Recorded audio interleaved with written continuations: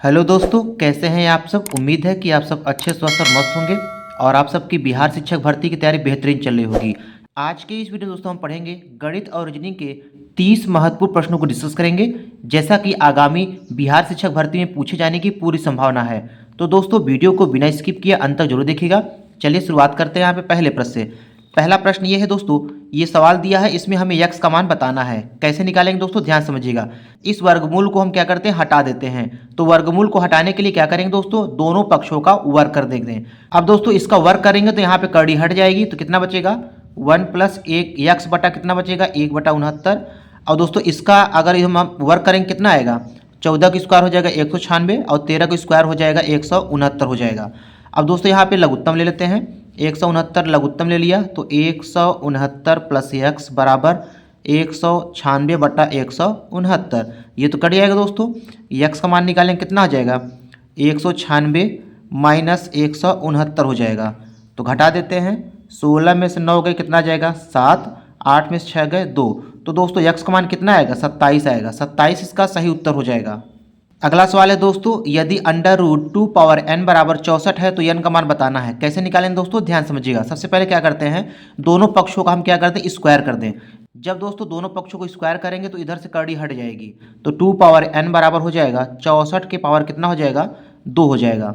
यहाँ पे दोस्तों हम 64 क्या लिख सकते हैं, 2 पे घाते 6 लिख सकते हैं और यहाँ बचा है 2 पे घाते 2। अब दोस्तों इसे सॉल्व करेंगे तो 2 पे घाते n बराबर, घात के ऊपर घात होता है दोस्तों, गुणा हो जाता है, तो 2 पे घाते कितना बचेगा 12 हो गया।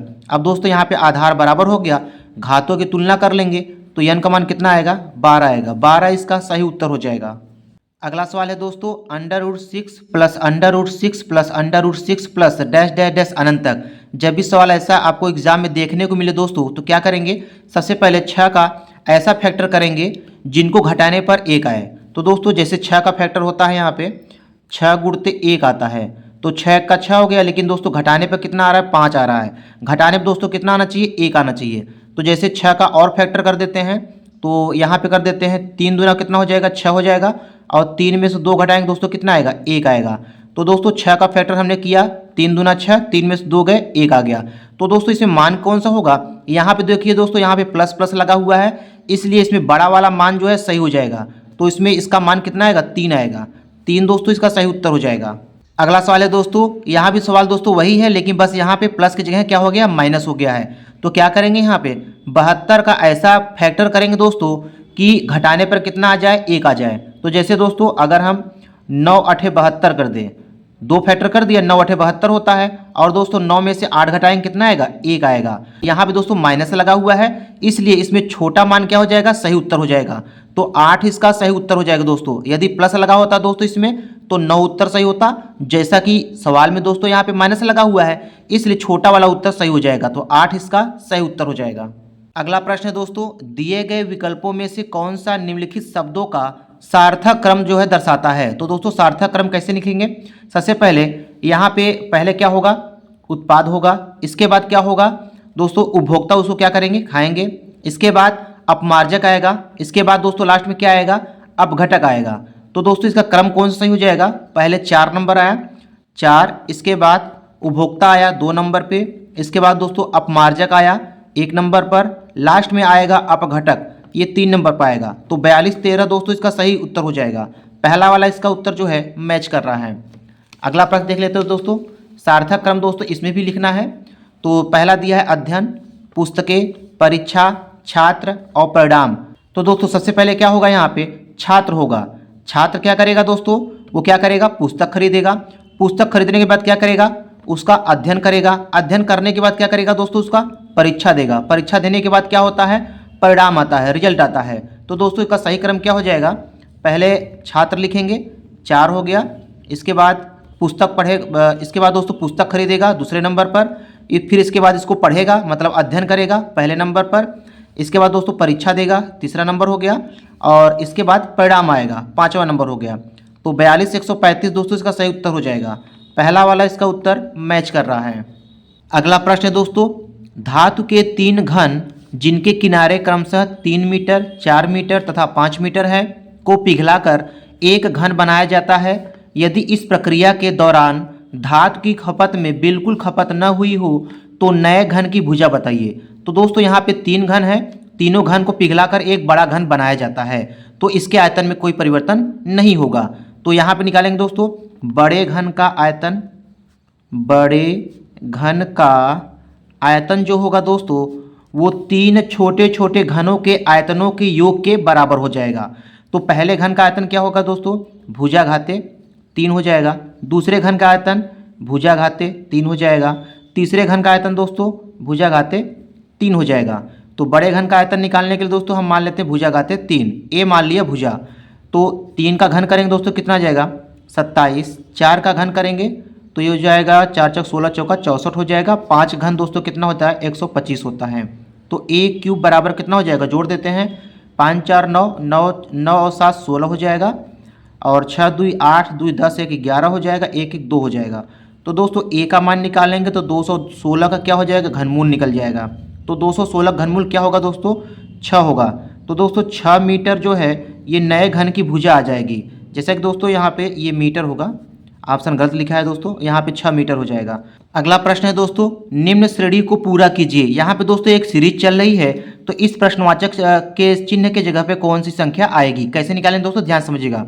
सबसे पहले देख लेते हैं दोस्तों इसमें कोडिंग कौन सी चल रही है। यदि दोस्तों इन दोनों को हम जोड़ें, इन दोनों को जोड़ेंगे तो कौन सा नंबर मिलेगा, ये वाला नंबर मिल जाएगा। 2 संख्याओं को जोड़ने पर ये अगली संख्या प्राप्त हो रही है। इसी प्रकार दोस्तों इन दोनों को जोड़ेंगे तो क्या मिलेगा, ये अगली वाली संख्या मिल जाएगा। इसी प्रकार दोस्तों हम 1 और 2 को जोड़ेंगे क्या मिलेगा, ये 3 मिल जाएगा। फिर 2 और 3 को जोड़ेंगे क्या मिल जाएगा, 5 मिल जाएगा। 3 और 5 को जोड़ेंगे दोस्तों क्या मिल जाएगा, 8 मिल जाएगा।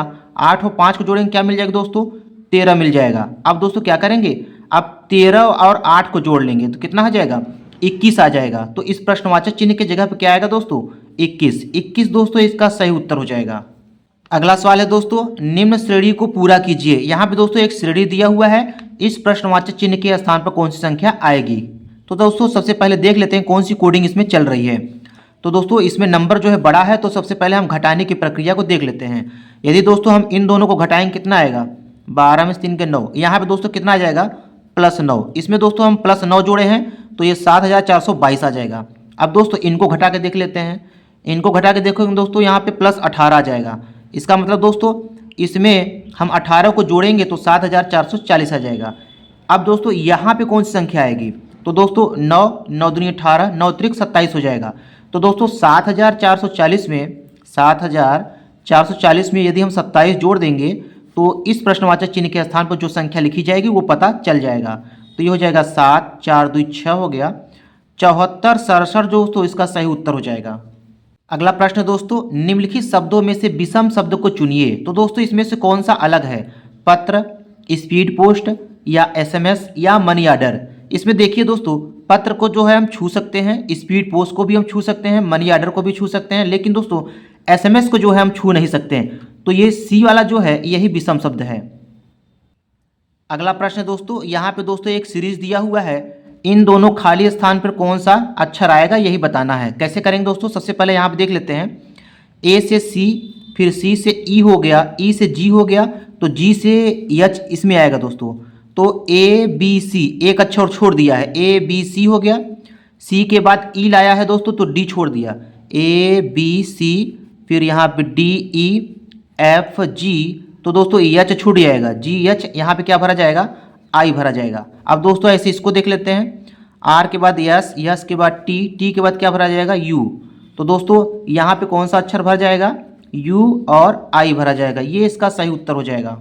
अगला प्रश्न दोस्तों किसी कूट भाषा में PALE को 2134 अर्थ को 41590 लिखा जाता है, तो उसी कूट भाषा में पर्ल को कैसे लिखा जाएगा। कैसे लिखेंगे दोस्तों ध्यान समझिएगा, PEA और R और L दिया है। तो यहाँ पे दोस्तों देख लेते हैं कि P का कोड क्या है। P को दोस्तों यहाँ पे क्या लिख रहा है, 2 लिख रहा है, तो यहाँ पे लिख दिया 2। E का कोड क्या है दोस्तों, E पहले स्थान पर है तो E का कोड हो जाएगा यहाँ पे 4 हो जाएगा। A का कोड क्या होगा दोस्तों, A का कोड यहाँ से मिल जाएगा 1, जैसा कि दोस्तों इसमें भी A का कोड क्या है, 1 ही है, तो A का कोड हो गया 1। R का कोड क्या होगा दोस्तों, R यहाँ पे तीसरे नंबर पर है, तो 1 2 3, तीसरे नंबर पर क्या आ रहा है, 5 आ रहा है, तो R का कोड हो गया 5। यल का कोड क्या होगा दोस्तों, यल इसमें तीसरे नंबर पर है, 1 2 3, तो यल का कोड हो गया 3। तो दोस्तों 24,153 ये इसका सही उत्तर हो जाएगा। दूसरा वाला इसका उत्तर मैच कर रहा है। अगला सवाल है दोस्तों, यदि शहर को गांव कहा जाए और गांव को वन कहा जाए और वन को बिल्डिंग कहा जाए तो हिरन कहाँ रहते हैं। दोस्तों हिरन कहाँ रहता है, वन में रहते हैं। तो जैसा कि वन को यहाँ पे क्या कहा गया है, वन को दोस्तों यहाँ पे क्या कहा गया है, बिल्डिंग कहा गया है। तो दोस्तों बिल्डिंग जो है इसका सही उत्तर हो जाएगा। अगला प्रश्न दोस्तों, यदि दी गई आकृति को मोड़कर एक घन बनाया जाता है तो कौन सा चिन्ह ओ के विपरीत आएगा। तो दोस्तों ये खुला पासा दिया हुआ है, यहाँ पे पूछ रहा है कि ओ के विपरीत जो है कौन सा अक्षर आएगा। तो दोस्तों खुले पासा का एक नियम होता है, इसका अपोजिट दोस्तों ये वाला होता है और इसका अपोजिट दोस्तों ये होता है और इसका अपोजिट ये वाला अक्षर होता है। तो ओ का अपोजिट क्या होगा दोस्तों, प्लस होगा। प्लस जो है इसका सही उत्तर हो जाएगा। अगला सवाल है दोस्तों, यदि 35 व्यक्ति 49 मीटर लंबी दीवार को 3 दिन में बना सकते हैं तो 20 व्यक्ति 6 दिन में ऐसी कितनी लंबी दीवार बना सकेंगे। कैसे निकालें दोस्तों, ध्यान समझिएगा। यहाँ पे दोस्तों सूत्र लग जाएगा m1d1 बटा कितना l1 बराबर m2d2 बटा कितना l2। l1 l2 क्या है दोस्तों, यहाँ पे लंबाई है। तो यहाँ पे कहता है 35 व्यक्ति 49 मीटर लंबाई दीवार को 3 दिन में बना सकते हैं। तो m1 का मान रखेंगे 35, d1 का मान कितना है दोस्तों, यहाँ पे 3 दिन है, और बटे l1 पहली लंबाई कितना दिया है, 49 मीटर दिया है, बराबर m2 का मान दोस्तों यहाँ पे 20 है, 20 रख देंगे, और d2 का मान है यहाँ पे 6 दिन। l2 पूछ रहा है दोस्तों, तो इसी को सॉल्व कर देंगे। तो 7 पचे 35 हो जाएगा और 7 से 49 हो जाएगा, और 5 एक का 5, 5 चौका 20 हो जाएगा, 3 एक का 3, 3 दूनी 6 हो जाएगा। तो दोस्तों l2 का मान निकालेंगे, 7 गुणते 4 दूनी 8 हो जाएगा। तो l2 बराबर 8 से 56 मीटर हो जाएगा। तो दोस्तों 56 मीटर जो है इसका सही उत्तर हो जाएगा। अगला सवाल है दोस्तों, ए एक कार्य का 1/2 भाग 5 दिन में करता है, बी इसी कार्य का 3/5 भाग 9 दिन में करता है, और सी इसी कार्य का 2/3 भाग 8 दिन में पूरा कर सकता है। तो तीनों मिलकर इस काम को कितने दिन में पूरा करेंगे। कैसे निकालें दोस्तों, ध्यान समझिएगा। सबसे पहले हम दोस्तों यहाँ पे ये निकाल लेते हैं, ए जो है कितने दिन में काम पूरा करता है। तो दोस्तों ए जो है 1/2 भाग 5 दिन में पूरा करता है, तो पूरा काम कई दिन पूरा करेगा, 2 का गुणा कर देंगे तो कई दिन आएगा दोस्तों, 10 दिन आएगा। ए जो है 10 दिन में काम पूरा करता है। इसी प्रकार से बी का काम निकाल लेते हैं। बी जो है 3/5 भाग कई दिन में काम करता है, 9 दिन में। तो 3 एक का 3, 3 त्रिक का 9, 5 तियाँ 15 हो जाएगा। तो दोस्तों बी जो है 15 दिन में काम पूरा करता है। इसी प्रकार से सी का निकालेंगे दोस्तों। सी जो है 2/3 भाग कई दिन पूरा करता है, 8 दिन में। तो पूरा काम कई दिन करेगा, 2 एक का 2, 2 चौका 8, 3 चौका 12 हो जाएगा। तो सी जो है 12 दिन में काम को पूरा करता है। अब कहता है तीनों मिलकर कई दिन में काम पूरा करेंगे। तो दोस्तों तीनों का एक दिन का काम पहले निकाल लेते हैं। तो तीनों का एक दिन का काम 1/10 प्लस 1/15 और प्लस 1/12। तो तीनों का एक दिन काम निकाल के जोड़ देंगे। तो 10, 15, 12 का लघुत्तम हो जाएगा दोस्तों, 60 हो जाएगा। 10 छम 60, 15 चौका 60 और 12 पंचे 60 हो जाएगा। 6 4 10 5 15 हो जाएगा, 15/60 हो जाएगा। 15 का 15, 15 चौका 60, 1/4 आ गया। अब दोस्तों तीनों का ये एक दिन का काम है, तो तीनों जो है मिलकर काम कितने दिन में पूरा करेंगे, इसका उल्टा कर देंगे तो 4 दिन में। तो 4 दिन दोस्तों इसका सही उत्तर हो जाएगा। अगला प्रश्न है दोस्तों, इस सवाल में दोस्तों हमें x का मान फाइंड करना है। कैसे निकालेंगे, ध्यान समझिएगा। सबसे पहले क्या करते हैं, इस 64 को क्या करेंगे दोस्तों, 2 पे घात 6 लिख सकते हैं, और यहाँ बचा है 2x - 5। इसी प्रकार दोस्तों 4 को हम लिख लेते हैं 2 पे घाते 2। 8 को लिखेंगे दोस्तों कितना, 2 पे घाते 3, और घाते दिया है x - 4 दिया है। घात के ऊपर घात है दोस्तों, गुणा हो जाएगा। तो कितना हो जाएगा, 6 दूनी 12x - 6 पंचे 30 हो गया। अब दोस्तों 2 पे घाते 2 गुणते, तो यहाँ भी दोस्तों घात के ऊपर घात है, गुणा कर देंगे, कितना आ जाएगा, 3x - 3 चौका 12 हो जाएगा, -12 हो गया। 2 पे घाते 12x - 30 बराबर 2 पे घाते दोस्तों आधार बराबर है, बीच में गुणा का चिन्ह है, घातों को जोड़ दिया जाता है। तो 2 + 3x - 12 हो गया। अब दोस्तों यहाँ पे आधार बराबर हो गया, घातों की तुलना कर लेते हैं। तो यहाँ मिलेगा 12x - 30 बराबर 2 + 3x - 12। अब इसी को सॉल्व करते हैं दोस्तों। तो ये हो जाएगा 12x, ये आएगा इधर माइनस हो जाएगा, माइनस 3x बराबर इधर बचेगा 2 माइनस 12 माइनस 30 इधर जाएगा तो प्लस 30 हो जाएगा। 12x में 3x घटाएंगे दोस्तों कितना आएगा 9x, और यहाँ पे कितना आ जाएगा दोस्तों माइनस 10 आएगा और प्लस 30 आ जाएगा। तो 9x बराबर कितना आ जाएगा 20 आ जाएगा। x का मान कितना आएगा दोस्तों 20/9 आ जाएगा। तो 20/9 दोस्तों इसका सही उत्तर हो जाएगा। अगला सवाल है दोस्तों, यदि 1/x 1/y और 1/z में जो अनुपात दिया है दोस्तों 2 3 5 का अनुपात है, तो x y z में अनुपात कितना होगा। कैसे निकालें दोस्तों, ध्यान समझिएगा। तो सबसे पहले क्या करेंगे दोस्तों, यहाँ पे 1/x का मान निकाल लेते हैं। तो 1/x बराबर कितना हो जाएगा दोस्तों, यहाँ पे हम मान लेते हैं 2k हो गया। अब दोस्तों x का मान निकालेंगे, x गुणते 2k बराबर 1। x का मान कितना आएगा दोस्तों 1/2k आ जाएगा। इसी प्रकार से दोस्तों हम y का मान निकालेंगे और z का मान निकालेंगे। तो दोस्तों y का मान कितना आ जाएगा 1/3k आ जाएगा, और दोस्तों z का मान कितना आ जाएगा 1/5k आ जाएगा। अब दोस्तों हमसे पूछ रहा है कि x अनुपाते y अनुपाते z। तो दोस्तों सबका मान रखेंगे, x का मान 1/2k अनुपाते y का मान 1/3k, z का मान 1/5k। k से k कैंसिल हो जाएगा। अब दोस्तों 2 3 5 का लघुत्तम लेंगे कितना आएगा, तो यहाँ पर दोस्तों कितना आ जाएगा 30 आ जाएगा। 30 से क्या करते हैं अंश में गुणा कर देते हैं। तो 30/2 अनुपाते 30/3 अनुपाते 30/5 हो जाएगा। 2 से कैंसिल करेंगे दोस्तों 15 बार, 3 से कैंसिल करेंगे 10 बार, 5 से कैंसिल करेंगे दोस्तों 6 बार जाएगा। तो दोस्तों x और y और z में कितना अनुपात आएगा 15 10 और 6 का अनुपात आएगा। ये इसका सही उत्तर हो जाएगा।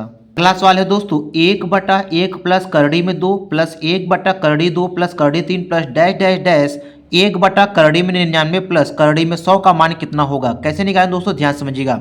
ये क्वेश्चन एग्जाम में कई बार पूछा जा चुका है।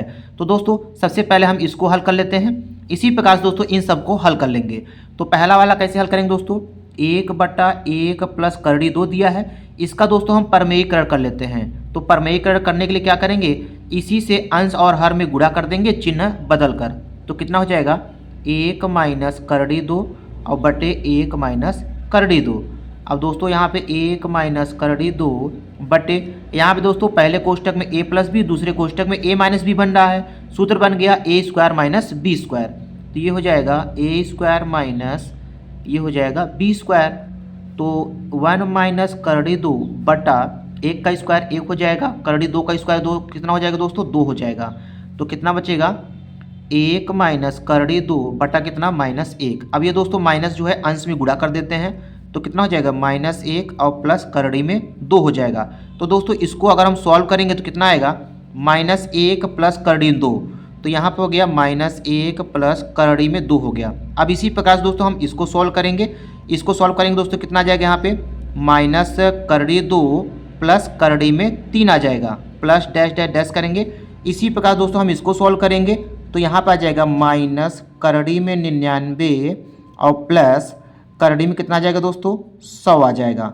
अब ये दोस्तों इसको सॉल्व करते हैं। तो यहाँ पे दोस्तों प्लस माइनस प्लस, यहाँ पे दोस्तों माइनस ऐसे आता रहेगा, ये भी कट जाएगा। तो केवल क्या बचेगा -1 बचेगा और प्लस करड़ी में 100 बचेगा। तो -1 प्लस 100 का वर्गमूल कितना होता है दोस्तों 10 होता है।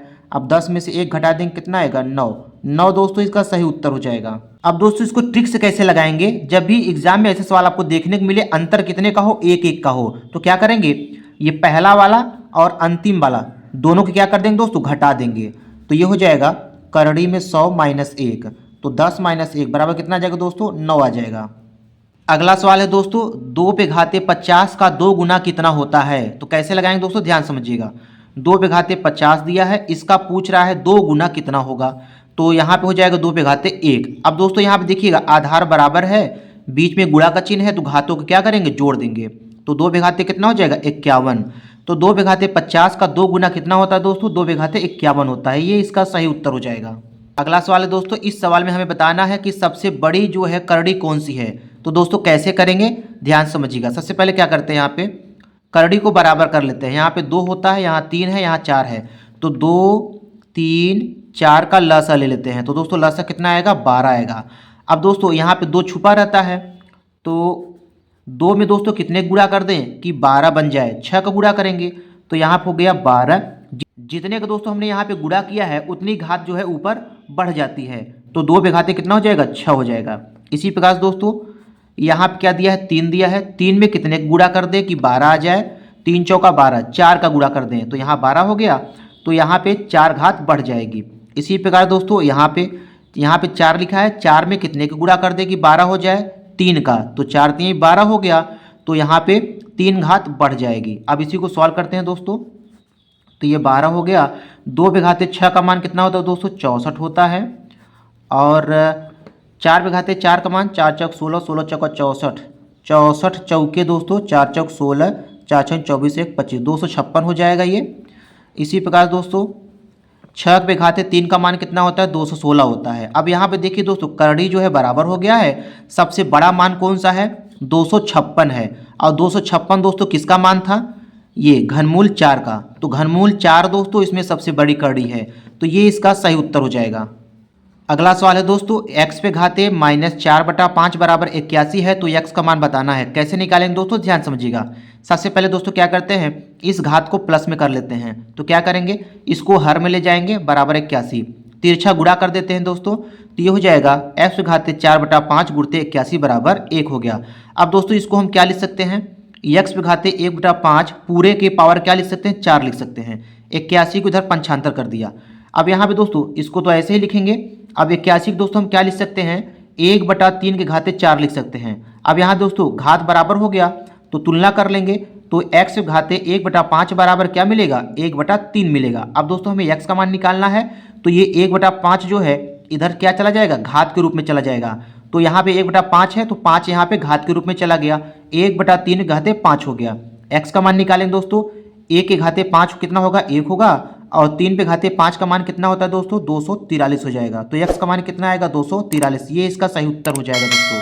तो दोस्तों आज की इस वीडियो में इतना ही। वीडियो पसंद आया तो वीडियो को लाइक कीजिएगा, शेयर कीजिएगा। मिलते हैं नेक्स्ट वीडियो में, धन्यवाद।